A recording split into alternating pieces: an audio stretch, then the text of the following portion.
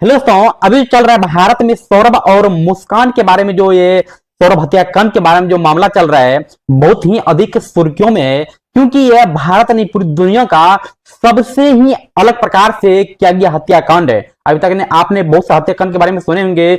बहुत सा हत्याकांड ऐसा है जिसमें कि मार करके उसको फ्रिज में रख दिया जाता है, कहीं पर कुकर में रख लिया जाता है, कहीं पर बोरे में लाद करके बोरे में डाल करके कहीं पर बेग आता है। लेकिन ये जो हत्याकांड है पूर्ण रूप से अलग है, जहां पर मुस्कान ने अपने पति को 15 टुकड़ों में काट करके एक ड्रम में डाल करके उसे सीमेंट से पूर्ण रूप से जमा दिया था और वह 12 दिनों के मस्ती के लिए शिमला निकल गई थी। इस हत्याकांड के बारे में हम पूर्ण रूप से गहराई से आपको बताएंगे कि यह हत्याकांड क्या है। अभी तक में इस हत्याकांड के बारे में आपने सुने होंगे, देखे होंगे, लेकिन इसमें कुछ सच्चाई भी है, कुछ अफवाह भी है। हम इसके बारे में आपको ए टू जेड बताएंगे कि ये मामला हकीकत में क्या है।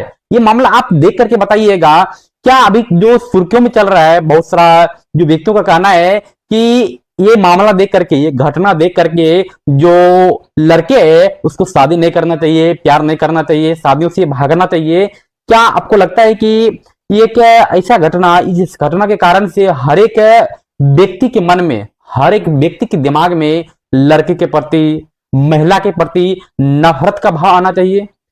तो इस घटना के बारे में हम पूर्ण रूप से जिक्र करेंगे, शुरू से अंत तक इसके बारे में बताएंगे क्या घटना है। चलिए जानते हैं।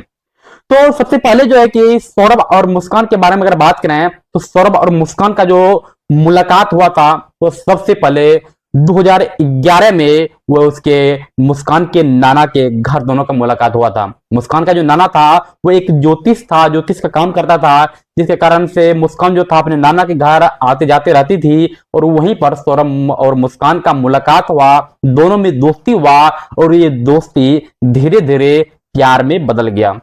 5 साल तक दोनों में प्यार चला और 5 साल के बाद दोनों में आया कि अब दोनों को शादी करना चाहिए। शादी के ख्याल से दोनों अपने पेरेंट के पास गया, पेरेंट इससे इनकार कर दिया, शादी करने से मना कर दिया। तो वो दोनों क्या हुआ, दोनों घर से भाग गया। उस वक्त दोनों जो था वो नाबालिग था, नाबालिग होने के कारण से दोनों का शादी नहीं हो सका और वह फिर से कुछ दिनों के बाद वह घर आई। और सौरभ जो था वह पढ़ने में भी बहुत होशियार था, जिस कारण से वह पढ़ाई में मन लगाने लगा और वह मर्चेंट नेवी की तैयारी करने लगा। और कुछ दिनों के बाद वह लंदन में उसका पोस्टिंग हो गया नेवी में और वहां पर काम करने लगा। फिर वह दोनों जो था फिर एक बार और घर से भागा और दोनों ने शादी कर लिया। इस बार शादी कर लिया था, शादी करके आया, कुछ दिन तक रिलेशन में रहा, शादी में रहा और ठीक ठाक उसका दोनों में प्यार था, ठीक ठाक दोनों का जो रिलेशन चल रहा था। उसके जो माता पिता था वह इस रिश्ते से थोड़ा नाराज था, जिस कारण से उसको घर से निकाल दिया था। वह अपने अलग एक रूम, भाड़े पर रूम लेकर के रहता था। सौरभ जो था वह लंदन में मर्चेंट नेवी का काम कर रहा था, वहां से जो अपने वाइफ थी मुस्कान थी उसको पैसे भेज करके देता था और वह यहाँ घर पे रहती थी। उसका एक बेटी का भी घर में जन्म हुआ था, बेटी भी था। उसके बाद अगर बात करें इस कांड के बारे में, इस मामला के बारे में, तो सौरभ बहुत दिन तक वह बाहर जाता था, लंदन में रहता था, जिस कारण से मुस्कान अकेली रहती थी। तो मुस्कान का मुलाकात एक दिन उसके जो बचपन का जो दोस्त था, बचपन का जो मित्र था साहिल, उससे होता है। साहिल से दोस्ती होने के बाद दोनों में जो था क्लोजिंग थोड़ा ज्यादा होने लगा, दोनों में जो था थोड़ा ज्यादा एक दूसरे से मिलने लगा, घर आने जाने लगा और धीरे धीरे मुस्कान में दिमाग में भी थोड़ा अलग सौरभ के प्रति नफरत का भाव आने लगा। और साहिल और मुस्कान में बोलता है कि दोनों में प्यार होने लगा। प्यार होने के बाद दोनों में बहुत अधिक गहराई जुड़ाव होने लगा, दोनों रिलेशनशिप में आ गया। और जब सौरभ को मालूम चला तो इसका उसने विरोध किया था, उसने बोला कि अगर ऐसा बात है तो हमें तलाक दे देंगे। लेकिन मुस्कान मना करने लगी। उसने एक बार सौरभ को मना लिया, बोला कि नहीं अब फिर से ऐसा काम नहीं करेंगे। सौरभ भी मान गया, क्योंकि सौरभ जो था मुस्कान से बहुत अधिक प्यार करता था और उसकी एक बेटी भी थी, जिस कारण से उसने इस बार मान लिया कि नहीं भाई एक बार माफ करना चाहिए। उसके बाद सौरभ जो था वह 14 फरवरी को वह घर आता है, 2025 14 फरवरी को वह घर आता है लंदन से लौट करके। घर आने के बाद वह 25 फरवरी को अपनी पत्नी का जो था मुस्कान थी उसकी बर्थडे मनाता है। आप इस वीडियो में देख सकते हैं किस प्रकार से बर्थडे मनाने के बाद मस्ती कर रहा है दोनों। मस्ती करता है, बर्थडे मनाता है। बर्थडे मनाने के बाद 28 फरवरी को जो था सौरभ और उसकी जो वाइफ थी मुस्कान, दोनों मिल करके अपने बेटी की भी बर्थडे मनाते हैं। उसके बाद 3 मार्च का बात करें, 3 मार्च को जो था मुस्कान जो अपने पति थे, पति के डिनर में खाने में वो नशा का टैबलेट जो मिला देती है। नशा का टैबलेट मिलाने के बाद क्या होता है, वह पूरी तरह से बेहोश होकर के सो जाती है। और 3 मार्च को ही मुस्कान जो थी वह अपने बॉयफ्रेंड को कॉल करके वो बुलाती है कि हम जिसको जो कि बेहोश कर दिए हैं आप आ जाइए। उसको बुला करके और उसका बेरहमी से कत्ल कर देता है, मर्डर कर देता है और मार करके सौरभ को उसे 15 टुकड़ों में बांट देता है। और सौरभ का जो था सर और हाथ काट करके साहिल और मुस्कान जो था साहिल के घर लेकर चला जाता है। और उसके शरीर का जो बाकी जो पार्ट बचता है, बाकी जो शरीर बचता है, उसे लगभग कई टुकड़ों में बांट करके काट करके एक ड्रम में, आप इस वीडियो में देख सकते हैं किस प्रकार से ड्रम में पैक करके उसे सीमेंट डाल करके, पानी डाल करके उसे जमा देता है।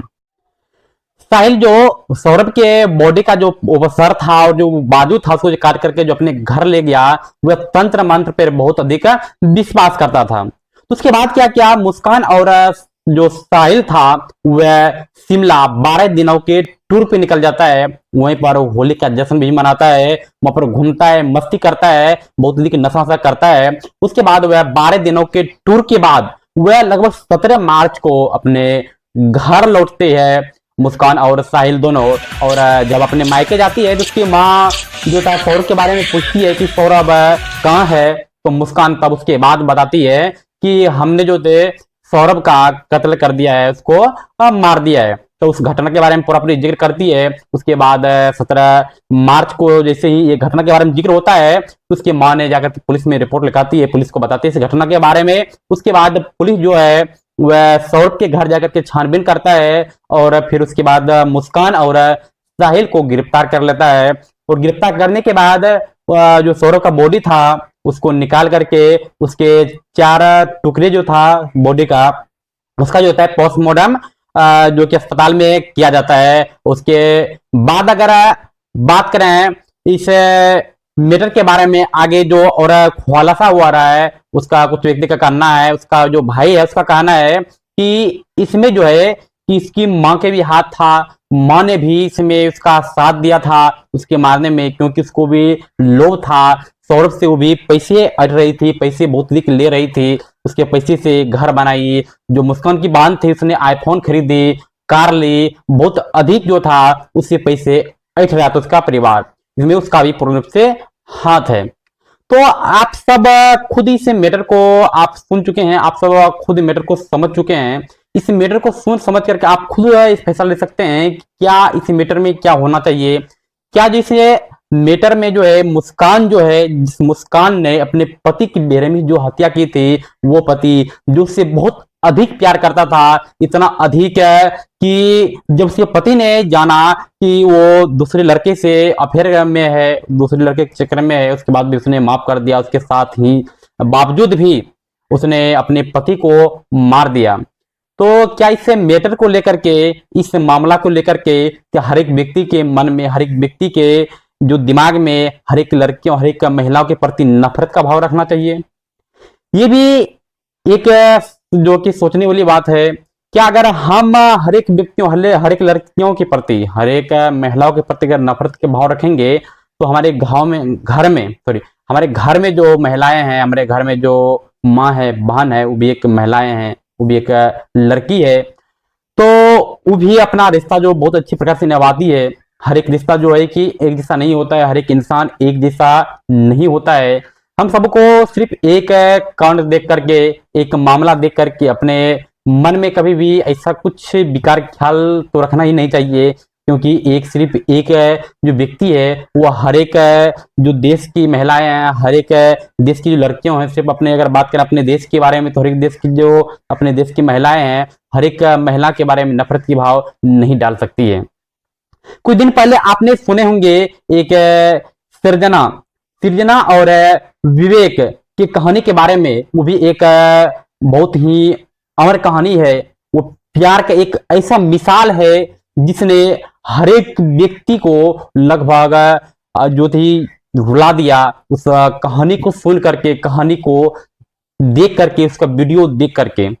सृजन विवेक का मामला एक नेपाल के मामला था, उसका भी मामला एक देखने वाले मामला है। जिस प्रकार से मुस्कान ने प्यार तो किया लेकिन निभा नहीं पाई और अपने पति की हत्या कर दी। लेकिन सृजना जो था वो प्यार की और आखिरी दम तक लड़ते रही। अपने जो था परेशानी से, प्रॉब्लम से, अपने पति का हर एक क्षण तक उसने साथ दिया, हर एक पल तक उसका साथ दिया और अंतिम सांस तक उसका साथ देते रही। इस वीडियो में आप देख भी सकते हैं उस मामला के बारे में।